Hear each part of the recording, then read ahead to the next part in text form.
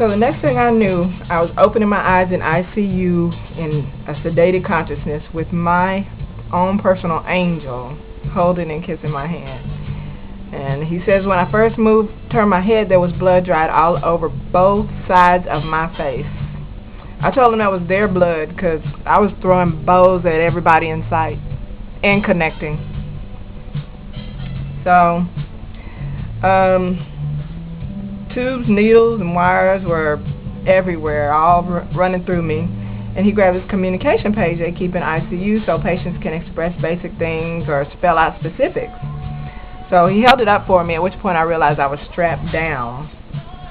And I spelled out, something witty, just to let him know I had my spirits about me. So the nurse came in and warned him that she was going to put some fast-acting sedation in my prescription bags. So then he said I started to spell out something else, and then my hand fell, and I was knocked out. So if only I could fall asleep that fast at will. That would be really good.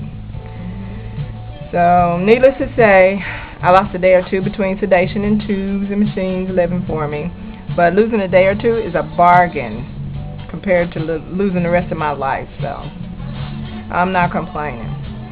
And a couple days later, when I regained full consciousness, like unsedated consciousness, the tubes were still in. And by the way, you can't even swallow with those damn things, so you have to just sit there. Well, they give you periodic suction, but when they don't, you have to just drool saliva pools. Yeah. So when the nurses came in to move me to avoid bed sores, I tried to wave my hands, no. So that was hard because I was still strapped down. And they said, what, your ankle? And I shook my head, no, and pointed to my knee again. And they were like, your foot? And I waved, no, thinking, shouldn't it be on my chart that I have fresh ACL and meniscus tears? So I pulled the cover from my leg, and for once in my life, I was actually glad I was ashy. So I spelled ACL directly on my leg, and they still didn't get it. So in a last-ditch effort, I put up both hands, pointing to the one on the left to pay attention, and I turned to the one on the right because her belly was bigger, and they needed to send in the heavy hitters for my wide load, believe me.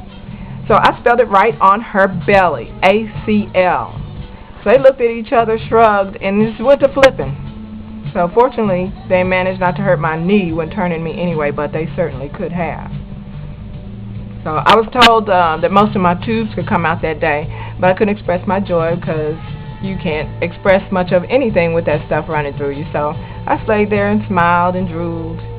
I'm sure they've seen it enough to know I'd be glad to see them go. As rough as it was, removing them likely wasn't as violent as I heard inserting them was, especially in my condition.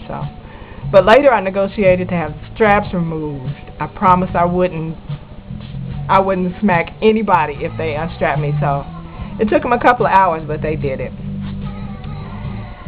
So it turns out both my lungs were full of tons of blood clots, plus 2 huge wounds, one in each lung, something that typically takes people out instantly. And I had some lung tissue that died from lack of oxygen. But I had effectively become known as the Miracle Lady. So I had so many different specialists looking at me, and even more to stop by to marvel at my condition and sometimes check out the meds I've been put on for recovery.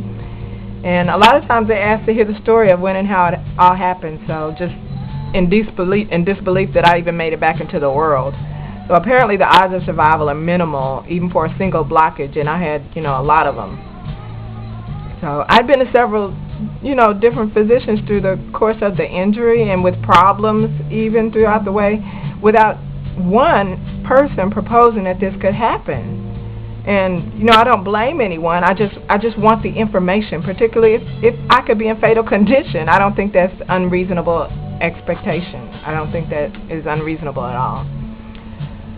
But eventually, when I was stable enough to be moved, they transferred me to another hospital where I spent the remainder of my stay. And I'm glad I'm back without being brain dead or paralyzed. Well, no more brain dead than I was before anyway.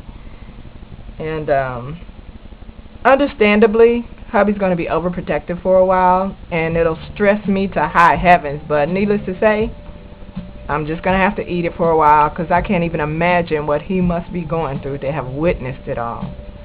So from now on, to say I put my life in his hands will be literally accurate. But I'm glad I'm back. Like I said, dying to meet my maker doesn't bother me so much. I mean, I'm not afraid to die. It's the hell you go through to get to heaven that's traumatic.